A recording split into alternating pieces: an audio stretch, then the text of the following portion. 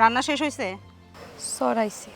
কি রান্না বান্না এখনো হয় নাই? এই ফকিরের মাইয়া, রান্না বান্না করবি কখন আর আমি খাবো কখন? বালতি ভরে পানি নিয়ে তাহলে ছাগলকে পানি দিয়ে তারপর রান্না বান্না কর। মা,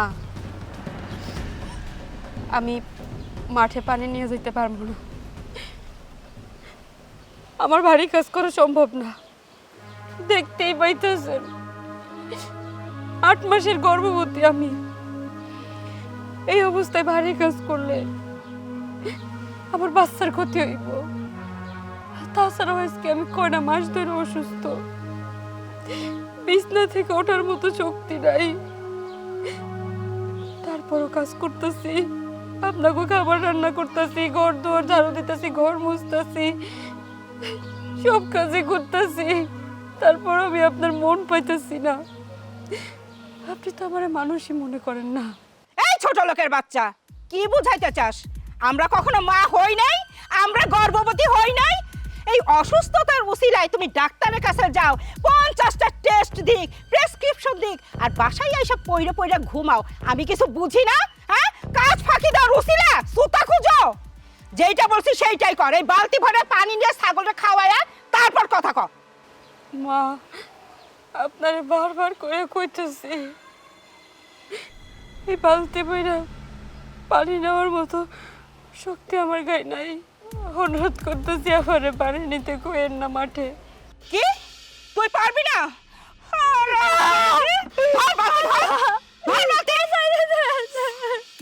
এই বালতি ভরে পানি নিয়ে ছাগলটাকে খাওয়াই আসবি, তারপর রান্না বান্নার কাজ করবি।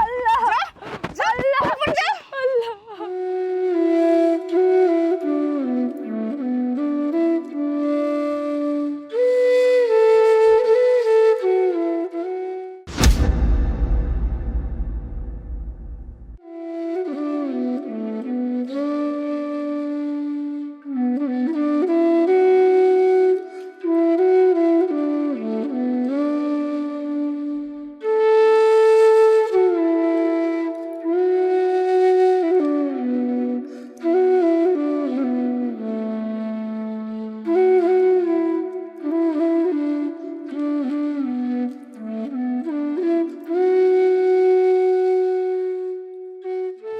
বৌমা, তুমি এই যে বালতি বইরে পানি নিয়ে এখান থেকে নামতেছো, যদি তুমি পইরা যাও তাহলে তো তোমার অনেক বড় ক্ষতি হয়ে যাবে।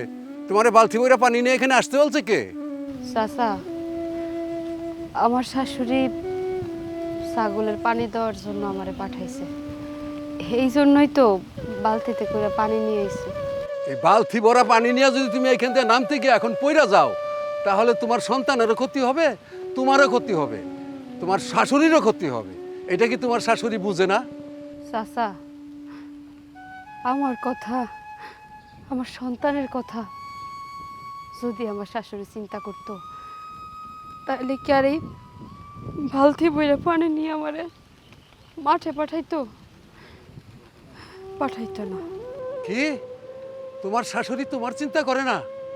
তোমার শাশুড়ির কত বড় সাহস তোমার এই বালতি ভর্তি পানি নিয়ে এই অবস্থায় তোমাকে পাঠায়?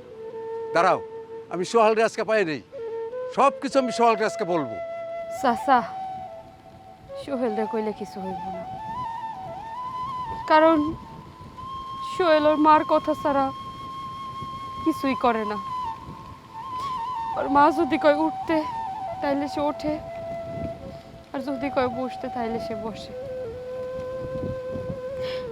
আমি হইলাম গিয়ে পরের মেয়া, আমারে বিয়া করাই আনছে বাড়ির কাম কাজ করানোর লইগা। আমি যে অসুস্থ এইটা তাকে সহেই পড়ে না। মুখ ফুইটা যদি কই, মা আমি বাড়ির কাজ করতে পারতেছি না, আমি বিছনা থেকে উঠতে পারতেছি না, তাইলে শুরু হয় আমার উপরে অমানসিক নির্যাতন। কার কাছে কমু কোন? এই যে এখন আপনারে কইছি, আপনি যদি এখন এই কথা নিয়ে আমার শাশুড়ি বা সোহেলরে বলেন, কি হইব জানেন? আমার গায়ে হাত তুলবো। কাজ না থাকলেও আমার দিয়ে আরো বেশি কাজ করাইবো। সকাল থেকে রাত পর্যন্ত খাটি, কিন্তু তাকে মন পাই না।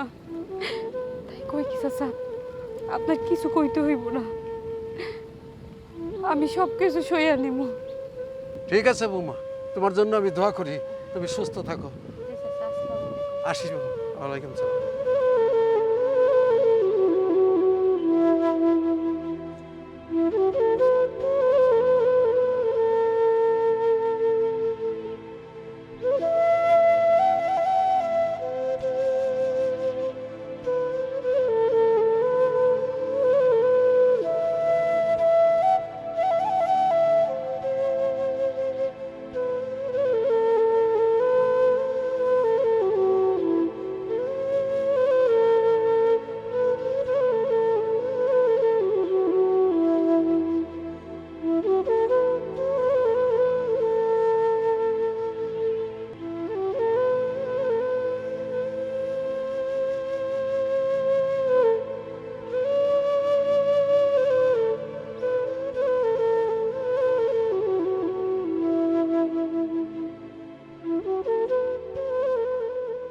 সোহেল, তোমার সাথে আমার কিছু কথা আছে। জি কাকা বলেন। আচ্ছা, তোমার বউ যে পোয়াতি, এটা কি তুমি জানো? এটা আপনি কোনো কথা বললেন? আমার বউ 8 মাসের পোয়াতি, 2 মাস পরে আমাদের বাচ্চা আসবে, আর আমি জানবো না আমার বউ পোয়াতি? যদি তুমি জানো, তাহলে তোমার বউ মাঠে ঘাটে ছাগলরে পানি খাওয়াইতে যায় বালতি করে পানি নিয়ে, এটা কেমন কথা? আরে কাকা, সংসারের টুকিটাকি কাজকর্ম ঘরের বউরাই তো করে নাকি? বালতিতে পানি নিয়ে আমার বউ ছাগলরে পানি খাওয়াইতে গেছে, এটা দোষের কি আছে? আরে বাবা, খাওয়াইতে গেছে, খাওয়াবে, এটা ভালো কথা, কিন্তু এখন তো তোমার বউ গর্ভবতী। এই সময় যদি সে বাড়ি কাজকর্ম করে, যদি সে পড়ে টরে যায়, তাহলে তো তার ক্ষতি হয়ে যাবে, তোমারই ক্ষতি হবে, তোমার বংশধরের ক্ষতি হবে। কাকা, একটা ব্যাপার আসলে বুঝলাম না, পাড়ায় এতগুলো বউ থাকতে আপনি আমার বউ নিয়ে পড়ে আছেন, ব্যাপারটা আসলে বুঝলাম না।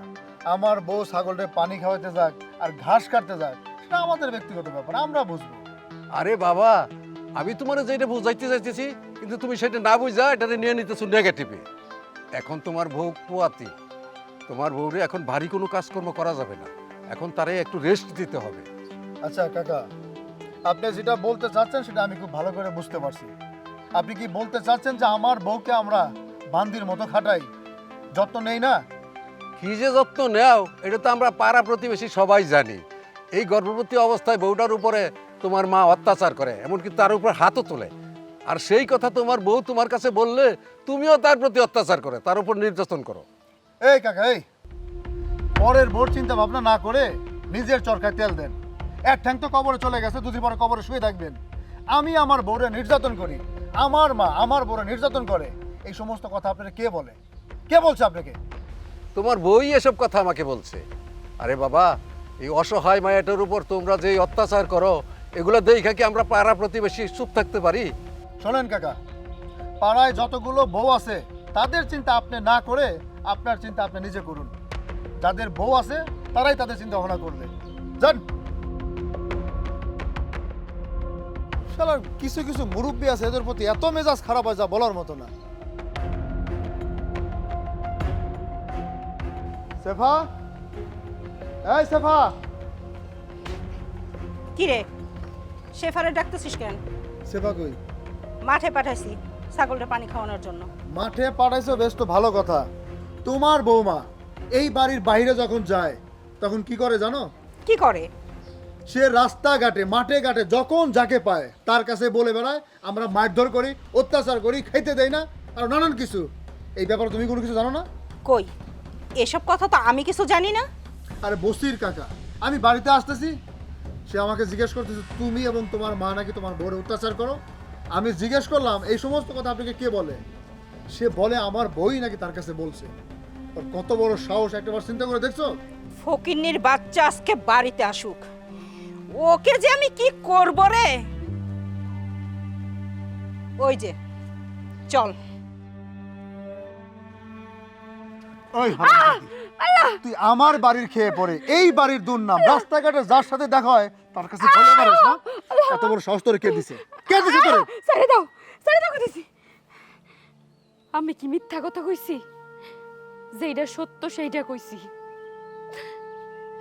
মা তো আমারে বালতি বেড়ে পানি নিয়ে ছাগলরে খাওয়াইতে পারেছিল, রাস্তায় উনি আমার দেখে ডাক দিয়ে জিজ্ঞেস করছে, তুমি এই অবস্থায় বালতি বেড়ে পানি নিয়ে কই যাও? তাই আমি তারে কইছি মা পানি নিয়ে ছাগলরে খাওয়াইতে কইছে। না আমার কি দোষ? আমার গায়ে এত দোষ কেন তুমি? দেখছস, তোর বউরে সামান্য একটু পানি ছাগলকে খাওয়াইতে বলছি, আর এই কথাটা সে মানুষের কাছে বলে বলে বেড়ায় যে তার শাশুড়ি কতটা খারাপ।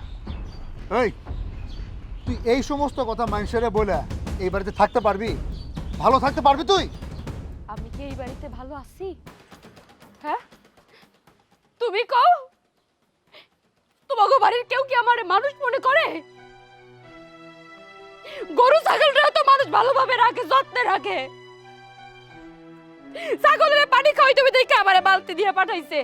ছাগলরাও তোমরা যত্নে রাখো, কিন্তু আমি মানুষটা, আমারে কেউ মানুষই মনে করো না, অমানুষ মনে করো। আচ্ছা তুমি কও, একটা মেয়ের দুনিয়াতে সবচাইতে আপন কে? তার স্বামী। একটা মেয়ের সুখ দুঃখের কথা সে কার সাথে শেয়ার করে? তার স্বামীর কাছে। কিন্তু আমি এমন একটা বান্দা যে স্বামীর লাগে কোনো সময় মুখ ঘুরে একটা কথা কইতে পারি না, শুধুমাত্র তার মার জন্য। এই যে সকাল থেকে সন্ধ্যা পর্যন্ত পরিশ্রম করি, একটা বার কি চাইয়া দেখেন? দেখেন না কি খাইছি না খাইছি, একটা বার খোঁজ খবর নেন? নেন না, কারণ নেওয়ার প্রয়োজন বোধ করেন না। কারণ আমি তো এবারে বান্দি। বান্দির কি কেউ ভালোবাসে? বান্দির কি কেউ মানুষ মনে করে? করে না। আমি আপনাকে বাড়িতে কার জন্য আসছি? আপনার জন্য। কারণ আপনি আমার স্বামী, আপনি আমার কষ্টটা বুঝবেন, আপনি আমারে ভালোবাসবেন। কিন্তু আমি আপনার কাছ থেকে ভালোবাসা পাইনি, পাইছি শুধু ঘৃণা আর অবহেলা। বাবা মার বাড়িতে থাকতে জীবনে একটা কামে হাত দি নাই। মা সবসময় প্লেট দিয়ে ভাত খাওয়াই দিছে, আর সেই মাই আপনাকে বাড়িতে আইসা আপনাকে বাড়ির কামের মহিলা হয়ে গেছে। আপনারা আমারে মানুষই মনে করেন না। সেই সব কথা বাদ, আমি এই বাড়ির বউ, আপনাকে সেবা করবো, সেটা আমার দায়িত্ব। আজকে 8টা মাস ধরে আমি অসুস্থ, 8 মাসের গর্ভবতী। আপনারা কি জানেন না? জানেন, যাই নাও না জানার অভিনয় করেন। আমি বিছনা থেকে উঠতে পারি না, তারপর সকাল 6টা বাজে উঠা আপনার মার জন্য নাস্তা রেডি করতে হইব, আপনার জন্য নাস্তা রেডি করতে হইব। পার উপরে পা তুলে বসে বসে খান। কিন্তু একটা বারও ভাবেন না মেয়েটার পেটে আপনারই অরুজার সন্তান। আমার কথা নয় চিন্তাটা করলেন, আপনার সন্তানের কথা কি একটাবার চিন্তা করতে পারেন নাই? এই যে বালতি ভরে আমি পানি নিছি, একটাবার যদি আমি পইরা যাইতাম কার ক্ষতি হইতো? আমার ক্ষতির কথা নয় বাদ, আমি তো এই বাড়ির বান্দি। কিন্তু আপনার সন্তানের কথা কি চিন্তা হয় না? হবে কেন?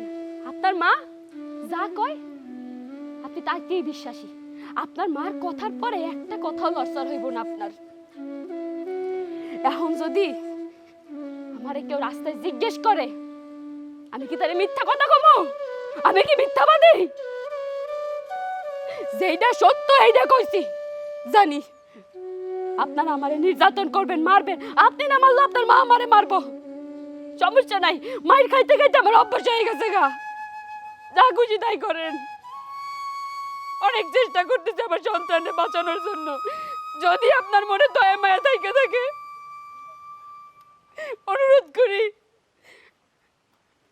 আমার বাড়ির কাজগুলো এত কষ্ট করে করেন না। বাচ্চা হওয়ার পরে যত কাজ আছে বাড়ির সব আমি করব, তাও আমারে দিয়ে এত কাজ করেন না। দেখছস, তোর সামনে তোর বউ আমার সাথে কিভাবে চুপা নাড়তেছে, আর তুই যখন থাকস না তখন কি করে? সাদি, হ্যাঁ বলছি না, কথা যত কম বলবি তত তোর জন্য মঙ্গল। বেশি কথা বললে না কেটে দিয়ে ক্যাচ করে তোর জিহ্বাটা আমি কেটে দিব, তাহলে সারা জীবনের জন্য তোর কথা বলা বন্ধ হয়ে যাবে। যা, রান্না করতে যা, রান্না শেষ হবে তারপর আমরা খেতে বসবো। আর সোহেল যা, তুই হাত মুখ ধুতে যা। এই দাঁড়া আছিস কেন? মা কি বলছে কানের মধ্যে যায় নাই? যা রান্না করে যা।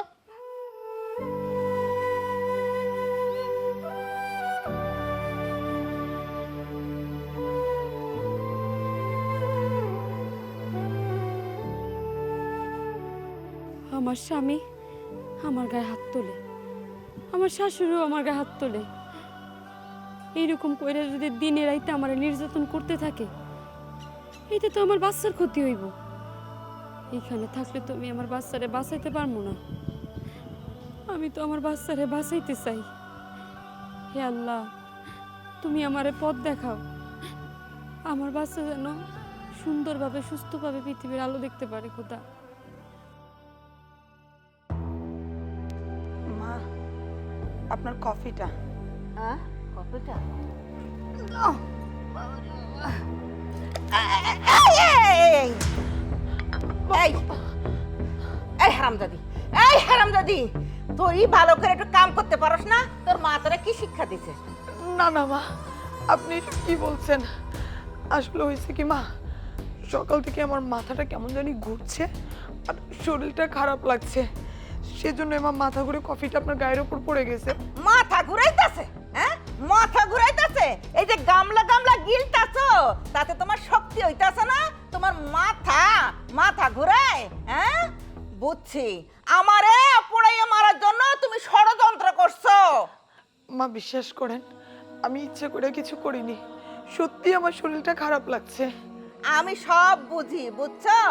আমারে পুরাইয়া মারতে পারলে তোমারে তো আর কেউ কাম কাজের কথা কইব না। তখন তুমি রাজরানীর মতো পায়ের উপর পা দিয়া সুন্দরভাবে চলতে পারবা। মা, আপনি এসব কি বলতেছেন? এই সংসারটা তো আমারই, আমি কাজ করব না তো কে করবে? মা মা, আপনি যত ইচ্ছা তত কাজ আমাকে দিয়ে করান, কিন্তু আল্লাহর দোহাই লাগে মা, আমার উপর মিথ্যে অপবাদ দিয়েন না মা। এই হারামজাদি, এই কফি পড়ে ফ্লোরটা নোংরা হয়ে গেছে, যা এগুলো মুছবি। সমস্ত বাড়ি ঘর তুই মুছবি, মুছে বাথরুমের ভিতরে এক বালতি কাপড় ভিজানো আছে, ওগুলো তুই পরিষ্কার করে ধুবি, বুঝছিস? কোনো জায়গায় যেন ময়লা না থাকে। মা শোনেন মা,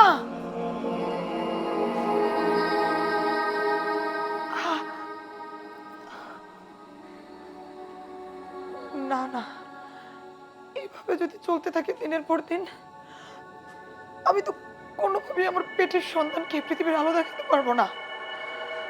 আমার শাশুড়ি মা আমার উপর যে অত্যাচার শুরু করছে, দিনকে দিন তা বেড়েই চলছে। এখন তো আমার সন্তানের উপরও তার এফেক্ট পড়া শুরু করছে। এইবারে সবকিছু আমার মাকে না জানালে হচ্ছে না, সবকিছু আমার মাকে জানাইতে হবে, সবকিছু।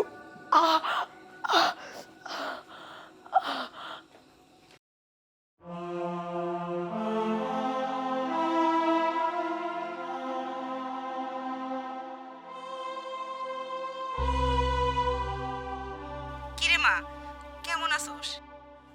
আমি খুব ভালো আছি মা, বড়লোক করে আমারে বিয়ে দিছ, আমি কি ভালো না থেকে পারি? তবে মা, এতদিন তোমাদেরকে যা কিছু কই নাই, আজকে সেই সব কিছু তোমারে কমু। সব বলবি মানে? এই কি হয়েছে তোর? বাবু ভালো আছে তো? তুই ভালো আছিস তো? হ্যাঁ মা, আমি আর আমার পেটের বাবু দুইজনই ভালো আছি, তবে মনে হয় এই ভালো আর বেশি দিন থাকতে পারবো না। আমার শাশুড়ি আমার উপর যেইভাবে অত্যাচার শুরু করছে, এইভাবে অত্যাচার যদি আর কিছুদিন চলে মা, তাইলে আমার পেটের সন্তান মনে হয় আর এই পৃথিবীর আলো দেখবে না। তুমি যত তাড়াতাড়ি পারো এই বাড়ি থেকে আমারে নিয়ে যাও। হ্যালো মুন্নি, হ্যালো সোহেল, এই সোহেল। মা, তুমি এভাবে সিলাসিলি করতেছো, কি হয়েছে? চিল্লাচিল্লি কেন করব না? মুন্নির শাশুড়ি নাকি মুন্নির উপর অনেক অত্যাচার করতেছে, আর আমার মেয়ের উপর অত্যাচার করবে এত বড় সাহস সে পেল কোথায়? তুই এক্ষুনি যাবি, মুন্নিকে যেভাবেই হোক এ বাড়িতে নিয়ে আসবি, তারপর ব্যাপারটা আমি দেখতেছি। কি বলো তুমি এসব? মুন্নির শাশুড়ি মুন্নির উপর অত্যাচার করতেছে মানে ঠিক বুঝলাম না। এই মহিলার এত বড় সাহস হইলো সে আমার বোনের উপর অত্যাচার করতেছে? ঠিক আছে, আমি মুন্নিকে এই বাড়িতে নিয়ে আসার ব্যবস্থা করতেছি। আগে আমার মেয়ে আমার বাড়িতে আসুক, তারপর কি করতে হয় আমি আইবি ভালো করে জানি। পরেরটা আমি দেখতেছি। মুন্নি, হ্যাঁ মুন্নি, মুন্নি। কি ব্যাপার ভাইজান, আপনি আমাদের বাসায় আসবেন জানাই আসবেন না? কেন বোনের বাসায় ভাই আসবে জানিয়ে আসতে হবে এমন কোনো কথা আছে? না, তেমন কোনো কথা নাই, কিন্তু ভদ্র মানুষের বাড়িতে আসলে জানাই আসতে হয়। আচ্ছা ঠিক আছে, আমি তোমাদের সাথে কথা বলতে চাচ্ছি না, তোমরা ভদ্র মানুষ, মুন্নিরে ডাকো। এই মুন্নি, মুন্নি এদিকে এসো তো।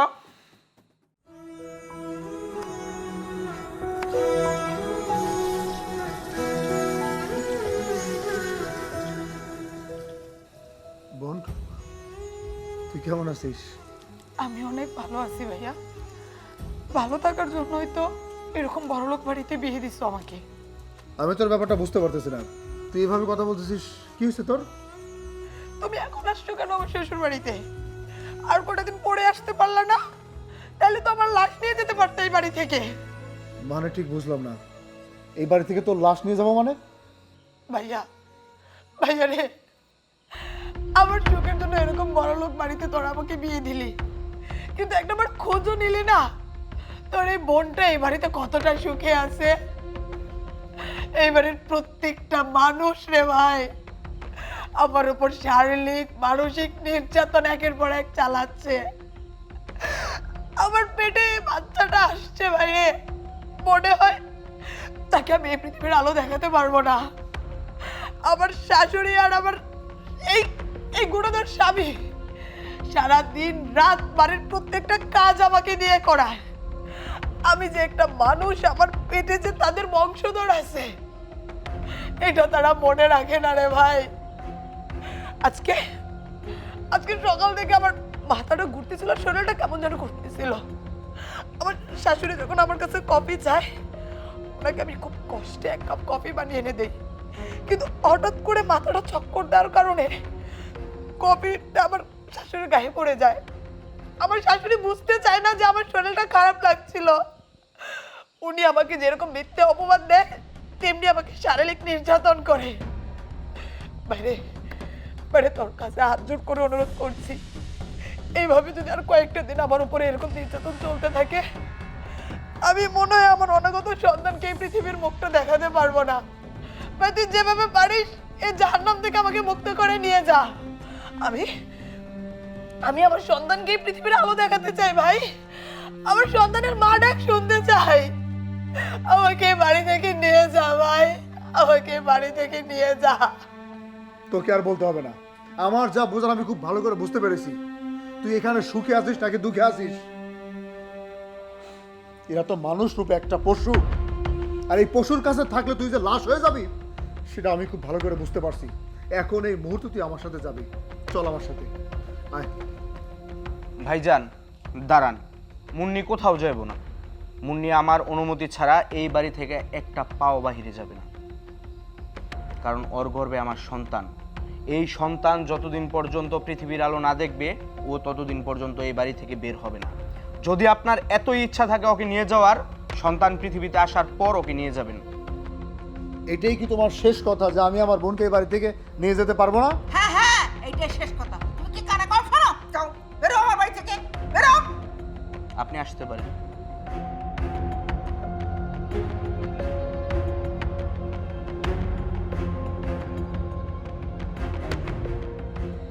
ঘরে যাচ্ছ না কেন? ঘরে যাও।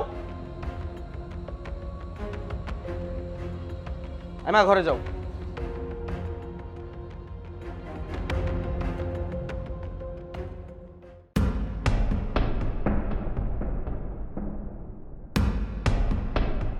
কিরে তুই একা? মুন্নি কোথায়? মুন্নি আসে নাই? মা, আমি মুন্নিকে আনার জন্য যথেষ্ট চেষ্টা করছি, কিন্তু তার শ্বশুরবাড়ির লোকজন আমার সাথে আসতে দেয়নি। কেন তুই কিছু বলিস নাই? মা, আমি আমার এই চোখে যা দেখছি, মুন্নি ওই বাড়িতে এক মুহূর্তের জন্য ভালো নেই। প্রতিটা মুহূর্তে মুন্নিকে দিয়ে বাড়ির সমস্ত কাজকাম করায়, কাপড় চোপড় ধোয়া, রান্না বান্না করা, ঘর দুয়ার পরিষ্কার করা। সমস্ত কাজ কাম মুন্নিকে দিয়ে করাচ্ছে। আমার মেয়ের সাথে এত অত্যাচার করা হয় তুই কিছুই বলিসনি? আর এত সাহস ওরা পেলো কোথা থেকে? আরে 2 দিন পরে আমার মেয়ের বাচ্চা হবে, আমার মেয়ে গর্ভবতী, ওরা সেটা জানে না? তারা তো সবই জানে 2 মাস পরে মুন্নির বাচ্চা হবে। আর এই সময় যে সমস্ত কাজ কাম তারা তাকে দিয়ে করাচ্ছে, এটা তো নিজের কাছে খারাপ লাগে। শুধু কি কাজকর্মই তাই, ওর সাথে যে ধরনের ব্যবহারগুলো করা হয়, যে ধরনের অত্যাচারগুলো করা হয়, আমি ভাই ওই সহ্য করতে পারিনি। আমার 2 চোখের পানি ঝরঝর করে চলে আসছে।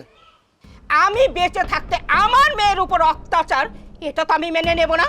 আমি এক্ষুনি ওদের বাসায় যাব। চল আমাকে নিয়ে। তোমার যাওয়াটা কি ঠিক হবে? কেন হবে না? আমার মেয়ের উপর অত্যাচার করবে, আমি যাব না? আমি এখানে বসে থাকবো? কখনো না। আমি এখন যাব এবং এই মুহূর্তে যাব। চল। ঠিক আছে, তুমি যখন যেতে চাচ্ছ তাহলে চলো আমার সাথে। চল। আল্লাহ, তোমার নীলা বোঝা বড়ই কঠিন। এই বাড়িতে আমি বউ হয়ে আসার পর থেকে আমার স্বামী, আমার শাশুড়ি সুযোগ পাইলেই আমার নির্যাতন করে। আর ওই বাড়িতে আমার ননদরে ওর জামাই, ওর শাশুড়ি নির্যাতন করে। একেই বলে নিয়তির বিচার।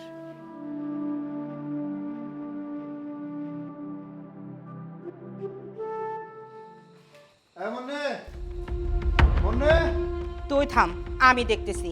বিয়ান, এই বিয়ান, মাহফুজ, মুন্নি, কই গেল সব?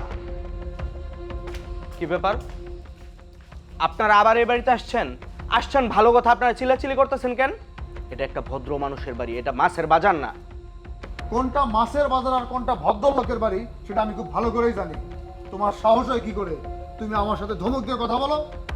বিয়ান সাহেব, আপনার সাহস দেখে তো বাঁচি না। আপনি কিনা আমার মেয়েকে আটকায় রাখছেন, আমার বাড়িতে যেতে দিবেন না। এত বড় বুকের পাট আপনার হলো কি করে? কি করে আমার মেয়ের সাথে আপনি খারাপ ব্যবহার করেন? এই থামেন। একবারে কাছা দিয়ে চলে আইছে ঝগড়া করতে। এই মেয়েটারে যে পাঠাইছেন কোনো কাম কাজ শিখাইছেন? হ্যাঁ, আর আপনি যে কইলেন আপনার মায়েরা নির্যাতন করা হয়, আপনার মেয়েরা কে নির্যাতন করছে? হ্যাঁ, এখন মায়ের কথা শুনে লাফাইতে লাফাইতে এসে পড়ছেন। যান যান, চলে যান। না মা, আমার শাশুড়ি যা বলতেছে সব মিথ্যা কথা বলতেছে। আমার স্বামী আর শাশুড়ি আমার উপর এত পরিমাণ নির্যাতন করে যে ঠিক মতো আমারে খাইতেও দেয় না। তারা আমার পেটের বাচ্চাটার কথা চিন্তাও করে না। সারাটা দিন আমাকে কাজ করাতে করাতে যখন আমি ক্লান্ত হয়ে একটু রেস্ট নিতে যাই, তখনই আমার উপর শারীরিক নির্যাতন শুরু করে, মারধর শুরু করে। আমি জানি না এসব কেন করতেছে মা। মাহফুজ, তোমাকে আজকে একটা কথা জিজ্ঞেস করি। বিয়ে হয়ে এ বাড়িতে আসার পর থেকে তুমি আর মা তো আমাকে অনেক আদর যত্নে রাখতা। এমনকি আমার গর্ভে যখন সন্তান আসে তখন তুমি আর মা আমাকে মাথায় করে রাখতা, খাট থেকে নামতে দিতে না, এমনকি এক গ্লাস পানি ভরেও খেতে দিতা না। কিন্তু আজকে কিছুদিন যাবত তোমাদের কি হয়েছে? কেন আমার উপর তুমি আর মা এরকম মানসিক এবং শারীরিক নির্যাতন করছো? প্লিজ আমাকে একটু বলবা? হ্যাঁ, অবশ্যই বলবো কেন তোমাকে শারীরিক ও মানসিক অত্যাচার করি। তুমি জানতে চাও? শোনো তাহলে।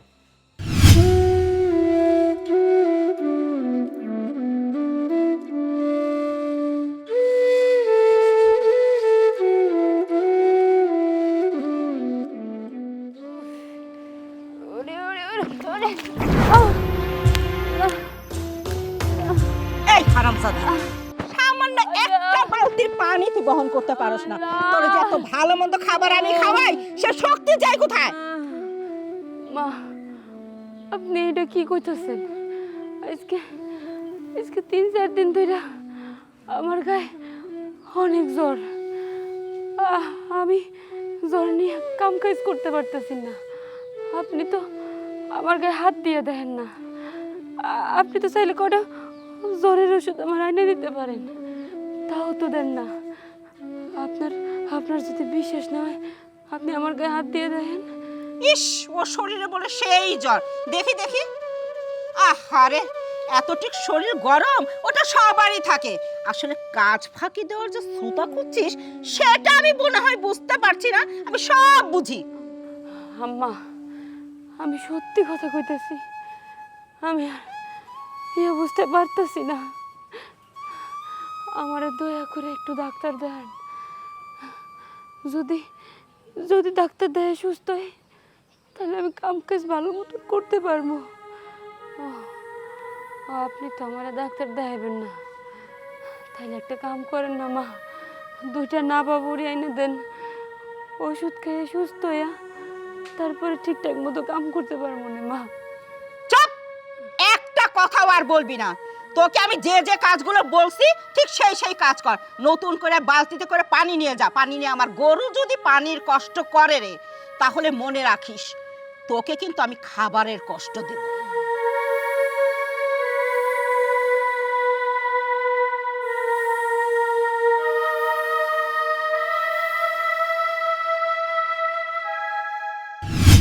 কি বুঝতে পারছো তোমার মা ও তোমার ভাই কত বড় নিষ্ঠুর? কি আমি কি কোনো মিথ্যা কথা বললাম? না, আমি কোনো মিথ্যা কথা বলি নাই। আমি যা বলেছি সব সত্য কথা বলেছি। আপনার মেয়েকে আমি এবং আমার মা অত্যাচার করি, সেই কথা আপনারা জেনে কি করলেন? আপনারা আমার বাড়িতে চলে আসলেন। আপনার মেয়ে মেয়ে, কিন্তু অন্য মানুষের মেয়ে কি মেয়ে না? আপনারা যে দিনের পর দিন একটা গর্ভবতী মহিলার উপর অমানবিক অত্যাচার করেছেন, এটা কি ঠিক করেছেন আপনারা? আপনারা ঠিক করেন নাই। আপনার মেয়ের প্রতি আপনার যতটুকু মায়া, ততটুকু মায়া যদি আপনার ছেলের বউয়ের প্রতি থাকতো, তাহলে এই বাংলার কোনো ঘরের মধ্যে ছেলের বউরা অত্যাচারিত হতো না। আপনাদের মতো নিষ্ঠুর মানুষরা কোনো ছেলের বউকে অত্যাচার করতে পারতো না। ছি মা ছি, আমার ভাবতে অবাক লাগছে, তোমার মতো একটা অমানুষ আমার মা, আমার গর্ভধারিণী মা। আরে মা, তুমি কি ভুলে গেছো যে তুমি একজন মহিলা? তুমি কি করে পারলা যে ভাবির মতো একটা অন্তঃসত্ত্বা মহিলার গায়ে হাত তুলতে, তাকে নির্যাতন করতে? মা, তুমি কি ভুলে গেছো আমিও অন্তঃসত্ত্বা? আজকে আমার স্বামী আর শাশুড়ি আমাকে শারীরিক মানসিক নির্যাতন করছে বলে তোমার এইভাবে জ্বলে যাচ্ছে, কিন্তু তুমি যে ভাবির উপর এভাবে নির্যাতন করছো, তখন কি তোমার বুকটা একবারও কেঁপে ওঠে না? আর তোমাকে কি বলছি, এই যে ভাইয়া, আমি ছোটবেলা থেকে তোর মতো একজন ভাইয়ের বোন হতে পেরে নিজেকে গর্ববোধ করতাম। ভাবতাম আমার মতো ভাই এই গোটা দুনিয়ার একটাও নাই। কিন্তু তুই কি করে পারলি তোর বউর উপর এভাবে নির্যাতন করতে এবং মায়ের নির্যাতন তুই সহ্য করতে? তুই কি ভুলে গেছস ওই মেয়েটার গর্ভে তোরই অরুষজাত সন্তান? আরে ওই মেয়েটার যদি কিছু হয়ে যায় তাহলে তো তোরই সন্তানের ক্ষতি হবে। তুই তো জীবন অভাব ডাক শুনতে পারবি না। তুই কি করে মার কথায় তাল দিতে পারলি? তোর কি উচিত ছিল না মার অত্যাচারের হাত থেকে তোর গর্ভবতী বউটাকে বাঁচানো? আজকে আমার মনে হচ্ছে আমার স্বামী আর শাশুড়ি আমার উপর যে নির্যাতন করছে তারা একদম ঠিক কাজ করছে, আর এই বাড়ি থেকে আমাকে যেতে না দিয়ে তোর সাথে আরো ভালো কাজ করেছে। কারণ আমি যদি তোদের মতো জানোয়ারদের বাড়িতে যেতাম, মনে হতো আমি একটা জাহান্নামের আগুনে আছি। আমি আজকে থেকে ভুলে যাব এই যে তুমি, তোমার মতো মহিলা আর তোর মতো ভাই আমার আছে। আজকে থেকে আমি এতিম, আমার কোনো মা আর ভাই নাই। আমার শুধু আছে আমার স্বামী আর আমার শাশুড়ি আর আমার অনাগত সন্তান। বের হ, বের হ তোরা এই বাড়ি থেকে। আর কোনোদিন আমার শ্বশুর বাড়ির দিকে তাকাবি না, এই বাড়িতে আর কোনোদিন আসার সাহস দেখাবি না। বের হ। তুই আসলে ঠিকই বলেছিস। বাবা মা ভক্ত ছেলে হোক আর মেয়ে হোক, তারা সংসারে সুখী হয় না। ঠিক আমিও তাই হয়েছি। মার কথা শুনে আমি আমার বউকে আসলেই অসম্মান করেছি, তাকে শারীরিক নির্যাতন করেছি, অনেক অবহেলা করেছি। মা আমাকে একটা কথাই বলছে, সবসময় বউকে শাসনে রাখবি, ধমকের উপরে রাখবি, যাতে তোর উপর তো সে কথা বলতে না পারে। সেই কথা চিন্তা করে আমি তার উপর আজকে এই অত্যাচারগুলো করছি। আমি অন্যায় করছি রে বোন, অন্যায় করছি আমি। দেখ মা, বেআইন, আসলে আমি অনেক বড় ভুল করে ফেলছি। এতদিন আমি অন্ধ ছিলাম। আজকে যদি এখানে না আসতাম, আপনারা যদি এভাবে আমাকে না বোঝাতেন, তাহলে হয়তো সারা জীবন আমি অন্ধই থেকে যেতাম আর ওই বৌমার উপর নির্যাতন করতাম। আজকে বুঝতে পারছি পরের মেয়েও তো মেয়ে হয়। আমার মেয়ে যেমন আপনার মেয়ে, ঠিক তেমনি ওই মেয়েটাও তো আমার মেয়ে হতে পারতো। বেআইন সাহেব, আমি কথা দিচ্ছি আমি আর কখনো বৌমার উপর কোনো অন্যায় নির্যাতন করব না। এবারের মতো আমাকে ক্ষমা করে দেওয়া যায় না? আমার মেয়েটাকে আমাদের সাথে যেতে দেন। ঠিক আছে বিয়ান, আপনি যখন আপনার ভুলটা বুঝতে পারছেন, তখন আপনার আমি ক্ষমা করে দিলাম। আমার বৌমারও আপনাদের সাথে পাঠাবো। তার আগে একটা কথা, চলুন তো একটু ভিতরে যেয়ে একটু মিষ্টি মুখ করে একটু নাস্তা পানি খাই, তারপরে যাইবেন। ভাইজান আসেন, ভেতরে আসেন।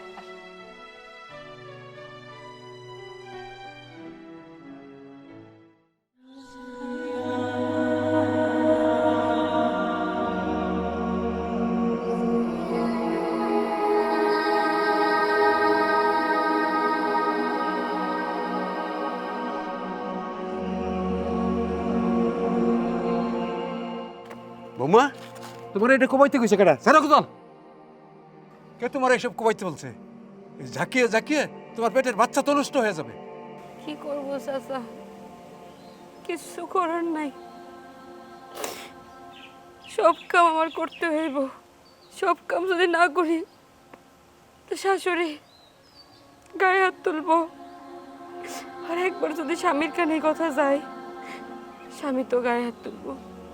সবটুক মাটি কুতলাইয়া ধুয়া দিতে উনি নাকি সার দিয়ে লাল শাক বুনবো। তোমার শাশুড়ি কইলো লাল শাক খাইবো, আর অমনি তুমি কমাইতে শুরু করলা। লাল শাক খাইবো, সে বাজার থেকে কিনাই না খাইতে পারে না। চাচা, মুখ দিয়েই কওয়া যায়।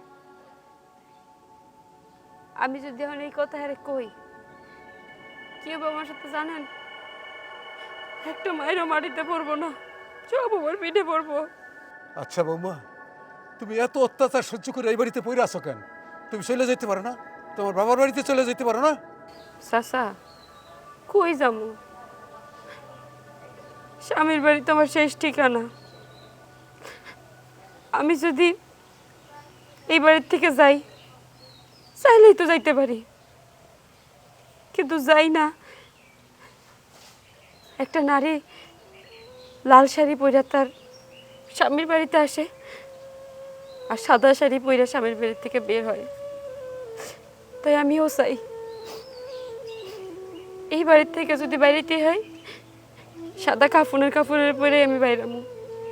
তাই আমি বাড়ি ছেড়ে কোথাও যাবো না। কাপড়ের কাপড় পরাইয়া তোমার এই বাড়ির থেকে বার করে দেবো না, কাপড়ের কাপড় ছাড়াই তোমার এই বাড়িতে বার করে দিব। এখনো সময় আছে, তুমি এই বাড়ি থেকে চলে যাও। চাচা, আমি যদি এখন বাপের বাড়িতে চলে যাই, বাপ যখন শুনবো যে এতদিন আমি এই বাড়িতে অনেক নির্যাতিত হয়েছি, তখন আমার বাপ সহ্য করতে পারবো না। তাই আমি চাই না আমার বাবা আমার কষ্টের কথা শুনে সে নিজেও কষ্ট পাক। তার চাইতে ভালো আমি একটু কষ্ট করি, কোনো সমস্যা নেই চাচা। বাবু যখন হয়ে যাইব তখন তখন সব কিছু ঠিক হয়ে যাবে। শোনো মা, তোমার বাবা যদি তোমার একটা অনুরোধ করতো তাহলে তুমি রাখতে না? মনে করো আমি তোমার বাবা হইয়া তোমাকে অনুরোধ করতেছি, এখনো সময় আছে, তুমি এই বাড়ি থেকে চলে যাও মা, চলে যাও, পালাইয়া হইলেও চলে যাও।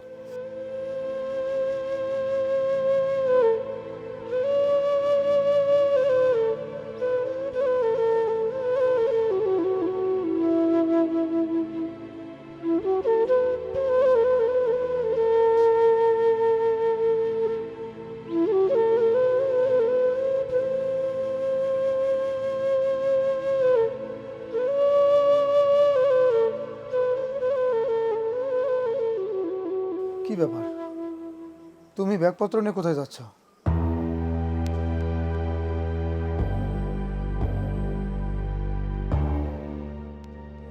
আমি এই বাড়ি সেইরা চিরদিনের জন্য চলে যেতেছি, আর কোনোদিনও আপনাকে বাড়িতে আসবো না, আপনাকে ডিস্টার্বও করবো না। আপনারা আসার আগেই চলে যেতে চাইছিলাম, ভাবলাম এতদিন এই বাড়িতে থাকছি, যাওয়ার সময় অন্তত পক্ষে চাবিটা দিয়ে যাওয়া উচিত। তাই আপনাকে লেগে অপেক্ষা করতেছিলাম। ভাবি, তুমি এসব কি বলতেছো? তুমি কেন এই বাড়ি ছেড়ে চলে যাবা? এই বাড়িতে আমার যতটুকু অধিকার, ঠিক ততটুকু পূর্ণ অধিকার তোমারও আছে। তুমি কোথাও যাবা না ভাবি, তুমি এই বাড়িতেই থাকবা। বোন, তোমার তো বিয়ে হয়েছে, তুমিও গর্ভবতী। শ্বশুর বাড়িতে তোমার স্বামী তোমার নির্যাতন করে, শাশুড়ি নির্যাতন করে, তাই তুমি আমার কষ্টটা বুঝবা, এটা তো স্বাভাবিক। আমি এই বাড়িতে থাকতে চাইছিলাম, সবাইরা আপন কইরা নিয়েই থাকতে চাইছিলাম, কিন্তু মা আমারে যেভাবে নির্যাতন করে, গায়ে হাত তুলে, থাইকা যাইতাম, সবকিছু মাইনা নিয়ে আমি থাইকা যাইতাম, কিন্তু আমার একটা ভয় হয়, আমার গর্ভের সন্তান আমার গায়ে হাত তুলতে তুলতে যদি কোনো দুর্ঘটনা বশত আমার সন্তানের কিছু হয়ে যায়, আমি আমার সন্তানের কথা চিন্তা কইরা এখান থেকে চলে যাইতেছি। জানো, এই বাড়িতে এতদিন কেন পড়েছিলাম? শুধুমাত্র তোমার ভাইরে ভালোবাসতাম বইলা। সবসময় ভাবতাম আমার স্বামী যদি ভালো থাকে তাহলে আমিও ভালো থাকবো। আমার মা মরার আগে আমারে কইয়া গেছে, স্বামীরা যেন কোনোদিন অবহেলা না করি, শাশুড়িরা যেন সবসময় মায়ের মতন করে দেখি, সে যেন বুঝতে না পারে আমি পরের মেয়ে।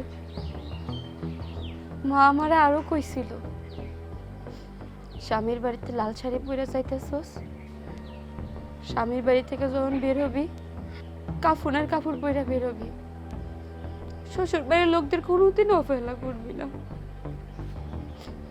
শাশুড়িরে সবসময় মার চোখে দেখবি।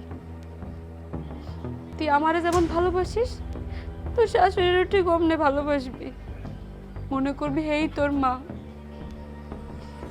মা মরে যাওয়ার পর থেকে আমি তোমার মারে সবসময় আমার নিজের মা মনে করছি। সে যখন যা কইতো সব কাম করতাম, সে আমার গায়ে হাত তুলতো আমি সব সহ্য করতাম, কিন্তু সবসময় মন থেকে চাইতাম আম্মা যেন সবসময় আমারে তার নিজের মেয়ে মনে করে, যেমনটা সে তোমারে মনে করে। কিন্তু সে কখনো আমার মেয়ে মনে করতে পারে না, অবহেলাই করছে।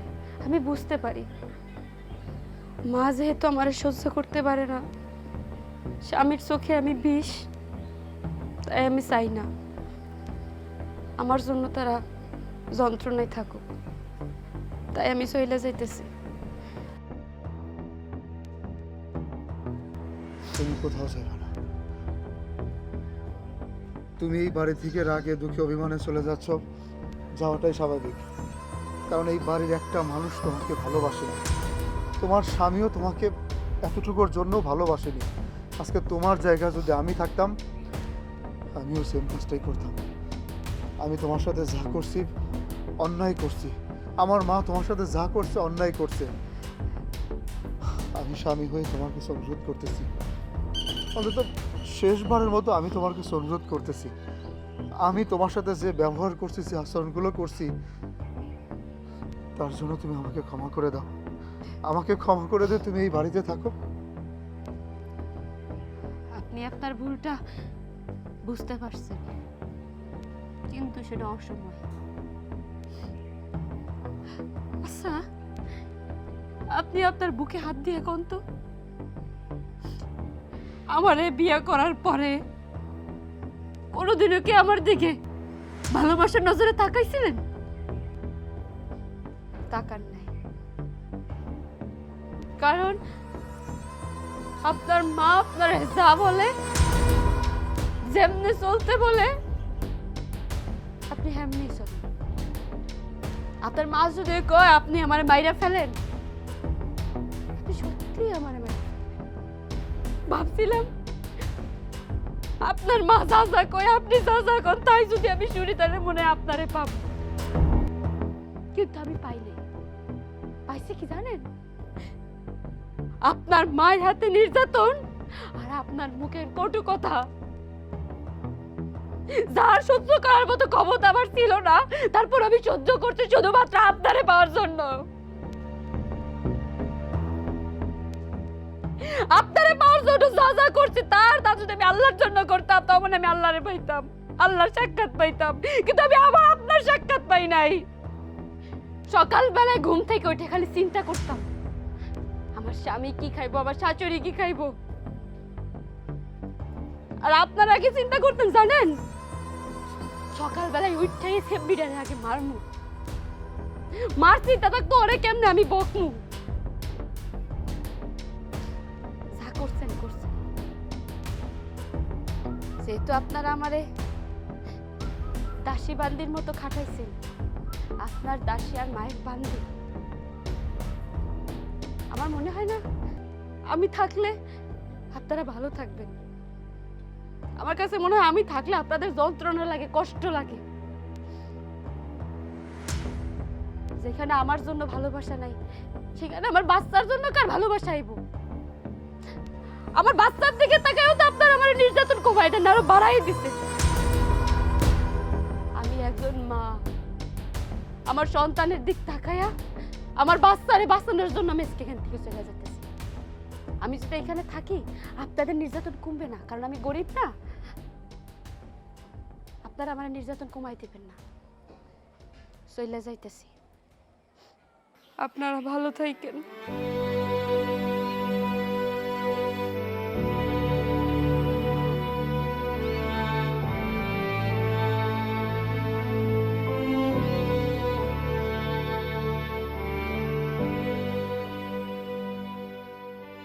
না না না, আমি আজকে আসতে পারবো না, আমি আগামী শুক্রবারে আসবো।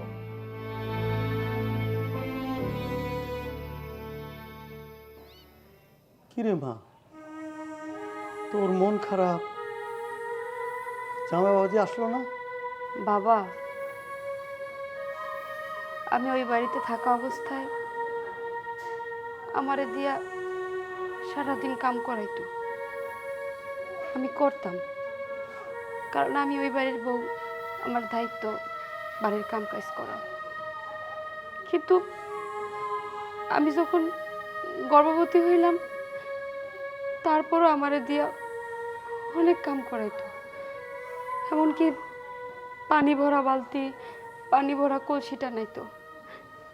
ছাগল লালন পালন করা, ছাগলরে খাবার দেওয়া, গরুরে খাবার দেওয়া, রান্না বাড়া, ঘর ঝাড়ু দেওয়া, সব কাম আমারই করা লাগতো।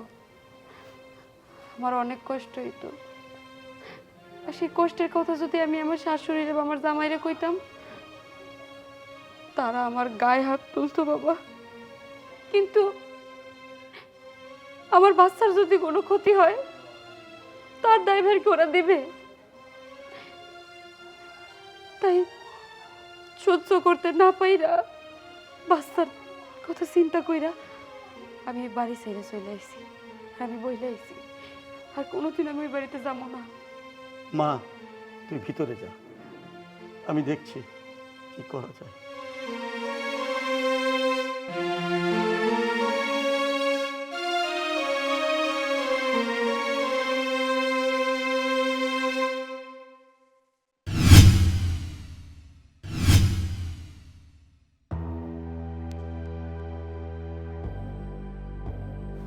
আপনি এখানে কেন?